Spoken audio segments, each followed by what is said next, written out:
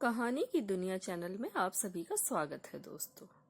यह कौन सा समय है घर आने का? शशांक को रात लगभग 11 बजे घर लौटे देखकर विवाह ने जवाब तलब किया। आप तो यूं ही सिर पर उठा लेती हैं। अभी तो केवल 11 बजे हैं। शशांक साक्षात प्रश्न चिन्ह बनी अपनी माँ के प्रश्न का लापरवाही से उत्तर देकर आगे बढ़ गया था। शशांक, मैं तुम्ही से बात कर रही हूँ और तुम हो कि मेरी उपेक्षा करके निकले जा रहे हो। विवाह चीखी थी, निकल न जाऊं तो क्या करूं? आपके कठोर अनुशासन ने तो घर को जेल बना दिया है। कभी कभी तो मन होता है कि इस घर को छोड़कर भाग जाऊं। शशांक अब बदतमीजी पर उतर आया था। कहना बहुत सरल है बेटे, घर छोड़ना इतना सरल भी नहीं हो सकता। सभी छोड़कर भाग जाते। माता पिता ही हैं जो बच्चों की उलझुल हरकतों को सहकर भी उनकी हर सुख सुविधा का ख्याल रखते हैं। इस समय तो मैं तुम्हें केवल यह याद दिलाना चाहती हूँ कि हमने सर्व सम्मानित से यह नियम बनाया है कि बिना किसी आवश्यक कार्य के घर का कोई सदस्य 7 बजे के बाहर घर से नहीं रहेगा। इस समय 11 बज चुके हैं। तुम कहाँ थे अब तक? आप और आपके नियम। मैंने निर्णय लिया है कि मैं अपना शेष जीवन इन बंधनों में जकड़कर नहीं बिताने वाला। मेरे मित्र मेरा उपहास करते हैं, मुझे ममाज बॉय बोलकर बुलाते हैं। तो इसमें बुरा क्या है शशांक? सभी अपनी माँ के ही बेटे होते हैं। विवाह गर्व से मुस्कुराई। बेटा होने और माँ के पल्लू से बंधे होने में बहुत अंतर होता है। शशांक ने अपना हाथ हवा में लहराते हुए प्रतिवाद किया। यह तेरे हाथ में काला सा क्या हो गया है? बेटे का हाथ देखकर विवाह चौंक गई। माफ कीजिए, जबान फिसल गई। यह इसे टैटू कहते हैं। इसे आज ही पार्टी में शहर का प्रसिद्ध टैटू आर्टिस्ट आया था। मेरे सभी मित्रों ने टैटू बनवाया तो भला मैं क्यों पीछे रहता? अच्छा लगा ना? शशांक मुस्कुराया। अच्छा, सड़क छाप लग रहे हो तुम। हाथ से लेकर गर्दन तक टैटू बनवाने के पैसे थे तुम्हारे पास? विवाह क्रोधित स्वर में बोली। मेरे पास पैसे कहाँ से आएंगे मॉम? बैंक में बड़ी अफसर आप हैं और पापा भी बड़ी कंपनी में, मल्टीनेशनल कंपनी में बड़े पद पर हैं। पर अपने इकलौते पुत्र को मात्र 1,000 रुपए जेब खर्च देते हैं आप दोनों।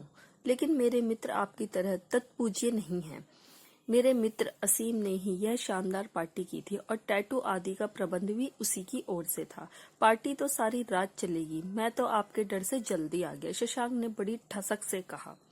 यह नया मित्र कहाँ से पैदा हो गया? असीम नाम का तो तुम्हारा कोई मित्र नहीं था। उसने पार्टी दी किस खुशी में? जन्मदिन था। एक बार में एक ही प्रश्न कीजिए ना मॉम, तभी तो मैं ठीक से उत्तर दे पाऊंगा। आप जानना चाहती हैं कि यह मित्र कहाँ से आया, तो सुनिए, यह मेरा नया मित्र है। पार्टी उसके जन्मदिन की खुशी में नहीं दी थी। वह तो इस पार्टी में अपनी महिला मित्र का सबसे परिचय करवाना चाहता था, पर मैं तो उससे पहले ही घर चला आया। असीम को कितना बुरा लगा होगा, पर मैं समझा दूंगा उसे। मेरा जीवन उसके जैसा सीधा सरल नहीं है। कल स्कूल भी जाना है। शशांक ने बेमतलब ही जोर से ठहाका लगाया। यह क्या, तुम पीकर आए हो? विवाह ने कुछ सूंघने की कोशिश की। इसे पीना नहीं कहते मेरी प्यारी माँ, इसे सामाजिक शिष्टाचार कहा जाता है। विवाह कुछ और पूछ पाती उससे पहले शशांक नींद की गोद में समा गया था। विवाह शशांक को कंबल उड़ाकर बाहर निकली तो रात्रि का अंधकार और भी डरावना लग रहा था। पति के अपनी कंपनी के काम से शहर से बाहर जाने के कारण घर का सूनापन उन्हें खाने दौड़ रहा था। शशांक उनकी एकमात्र संतान था। पति पत्नी दोनों अच्छा कमाते थे, इसलिए शशांक के पालन पोषण में उन्होंने कोई कसर न छोड़ी थी। पर पिछले कुछ दिनों से वह अजनबियों जैसा व्यवहार करने लगा था। अपने स्कूल, ट्यूशन और मित्रों की हर बात उन्हें बताने वाला शशांक मानो अपने बनाए चक्रव्यूह में कैद हो गया था, जिसे भेद पाना उनके लिए संभव ही नहीं हो रहा था। आज क्या हुआ मालूम? विवाह के घर पहुंचते ही वह इस वाक्य से अपना वार्तालाप प्रारंभ करता। उसका यही और छोर ही नहीं मिलता था। शशांक अपने सहपाठियों के किस्से इतने रसपूर्ण ढंग से सुनाता कि वह हंसते हंसते लोटपोट हो जाती। पर अब उनका लाडला शशांक कहीं खो सा गया था। कुछ पूछती भी तो हाँ हूं में उत्तर देता। अब रात को देर से लौटता और अपने मित्रों और परिचितों के संबंध में बात तक नहीं करता था।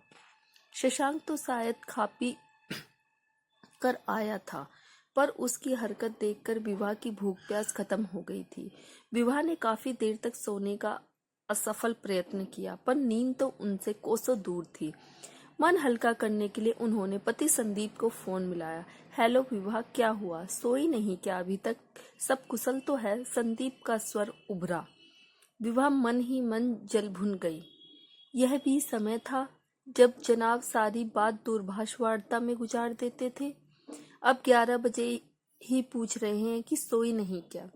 पर प्रत्यक्ष में कुछ नहीं बोली। जिसका शशांक जैसा बेटा हो उसे भला नींद कैसे आएगी? विभा कुछ सोचकर बोली, ऐसा क्या कर दिया हमारे लाडले ने जो तुम इतनी बेहाल लग रही हो?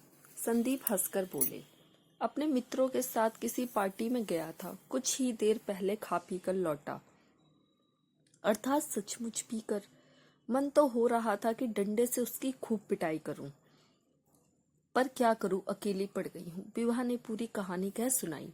तुम दिल क्यों छोटा करती हो विवाह? हम 3-4 दिन में घर पहुंच रहे हैं ना, सब ठीक कर देंगे। संदीप ने अपने अंदाज में बोले, आप घर पहुंचेंगे अवश्य, पर टिकेंगे कितने दिन? माह में सप्ताह भर भी घर पर नहीं रहने का औसत है आपका। विवाह ने शिकायत की। तुम क्यों चिंता कर रही हो? तुम तो स्वयं माता पिता दोनों की भूमिका खूबी से निभा रही हो। तुम चिंता न किया करो। शशांक की आयु ऐसी ही है, किशोरावस्था में थोड़ी बहुत उदंडता हर बच्चा दिखाता है। तुम थोड़ा उदार हो जाओ फिर देखो। संदीप ने समझाना चाहा। चाहते क्या हैं आप? रात भर घर से बाहर आवारागर्दी करने दो उसे। पता भी है आज पहली बार आपका लाडला किशोर पीकर आया है। विवाह सुबकने लगी थी। होता है, ऐसा भी होता है। इस आयु के बच्चे हर चीज को चक्कर देखना चाहते हैं, ठीक वैसे ही जैसे छोटा बच्चा अनजाने में आग में हाथ डाल देता है। संदीप ने और समझाना चाहा। हाँ, और झुलस भी जाता है तो शशांक को आग में हाथ डालने दो, भले ही वह जल जाए। विवाह का सारा क्रोध संदीप पर उतर रहा था। विवाह, रोना बंद करो और मेरी बात ध्यान से सुनो। कभी कभी तो रुणाई में अपनी संतान को थोड़ी छूट देनी पड़ती है, जिससे उसमें अपना भला बुरा समझने की अकल आ सके, शत्रु और मित्र में अंतर रखना सीख सके। संदीप ने विवाह को शांत करने का एक और प्रयत्न किया। वही तो मैं जानना चाहती हूँ कि ये असीम जैसे उसके मित्र अचानक से कहाँ से प्रकट हो गए। पहले तो शशांक ने कभी उनके संबंधों में नहीं बताया। सच कहूं तो मैं शशांक के किसी मित्र को नहीं जानता। कभी उसके साथ बैठ के बात करने का समय ही नहीं मिला। तो समय निकालो संदीप। 2 माह के बाद शशांक की बोर्ड की परीक्षाएं हैं और उसके बाद ढेरों प्रतियोगिता परीक्षाएं। ठीक है, मुझे घर तो लौटने दो, फिर दोनों मिलकर देखेंगे कि शशांक को सही राह पर कैसे लाया जाए। तब तक खुद को शांत रखो, क्योंकि रोना पीटना किसी समस्या का हल नहीं हो सकता। संदीप ने वार्तालाप को विराम देते हुए कहा था, पर विवाह को चैन नहीं था। किसी प्रकार निद्रा और चेतनावस्था के बीच उसने रात काटी। अगले दिन शशांक ऐसा व्यवहार कर रहा था मानो कुछ हुआ ही ना हो। वह तैयार होकर स्कूल चला गया तो विवाह ने भी उसके स्कूल का रुख किया। बैंक से उसने छुट्टी ले ली थी। वह शशांक की मित्र मंडली के संबंध में सब कुछ पता करना चाहती थी। पर स्कूल पहुंचते ही शशांक के अध्यापकों ने उन्हें घेर लिया। हम तो कब से आपके संपर्क करने का प्रयत्न कर रहे हैं, पर आजकल के माता पिता के पास पैसा तो बहुत है, पर अपनी संतान के लिए समय नहीं है। शशांक के कक्षाध्यापक विराज बाबू ने शिकायत की। क्या कह रहे हैं आप? मैं तो अपने सब काम छोड़कर पेरेंट टीचर मीटिंग में आती हूँ, पर अब तो आपने पेरेंट टीचर मीटिंग के लिए बुलाना ही बंद कर दिया। विवाह ने शिकायत की। हम तो नियम से अभिभावकों को आमंत्रित करते हैं, जिससे उनके बच्चों की प्रगति का लेखा जोखा उनके सम्मुख प्रस्तुत कर सके। शशांक ने पढ़ाई में ध्यान देना ही बंद कर दिया है। हम नियम से परीक्षा फल घर भेजते हैं, पर शशांक ने कभी उस पर अभिभावक के हस्ताक्षर नहीं करवाए। बारी बारी से उसके सभी अध्यापकों ने शिकायत का पुलिंदा विवाह को थमा दिया। आपकी बात पूरी हो गई हो तो मैं कुछ बोलूं? विभा ने प्रश्न किया। जी हाँ कहिए, प्रधानाचार्य अरविंद कुमार बोले। हमने तो अपने बेटे का भविष्य आपके हाथ में सौंपा था। आपके स्कूल की प्रशंसा सुनकर ही हम शशांक को यहाँ लाए थे, और जब आपके द्वारा भेजी गई सूचनाएं हम तक पहुंच ही नहीं रही थी तो हमसे व्यक्तित्व संपर्क करना क्या आपका कर्तव्य नहीं था? विवाह आक्रामक स्वर में बोली। आप सारा दोष हमारे सिर पर मढ़कर अपनी जान छुड़ा लेना चाहती हैं। जरा अपने सुपुत्र के हुलिये पर एक नजर तो डालिए। प्रतिदिन नए वेश में नजर आता है। स्कूल में यूनिफॉर्म है पर बाल लंबे हैं, हाथों से लेकर गर्दन तक टैटू। मैंने तो प्रधानाचार्य महोदय से शशांक के स्कूल से निकालने की सिफारिश कर दी है, विराज बाबू बोले। सामने खड़े शशांक ने माँ को देखकर नजरें झुका ली। अपनी कमी छिपाने का इससे अच्छा तरीका और क्या हो सकता है? पहले उन विद्यार्थियों को बुलाइए जिन्होंने शशांक को बिगाड़ा है। वे रोज किसी न किसी बहाने से बड़ी बड़ी पार्टियां देते हैं। शशांक उन्हीं की चक्कर में देर से घर लौटता है। विभा बोली। कौन है वे? विराज बाबू ने प्रश्न किया। कोई असीम है। छात्रों के नाम तो शशांक ही बताएगा। आजकल वह मुझे अपनी बातें पहले की तरह नहीं बताता। असीम? पर इस नाम का तो कोई छात्र हमारे स्कूल में नहीं है। वैसे भी इंटर के छात्र इस समय अपनी पढ़ाई में व्यस्त हैं। पार्टी आदि का समय कहाँ है उनके पास? प्रधानाचार्य हैरान हो उठे। शशांक, कौन है ये असीम?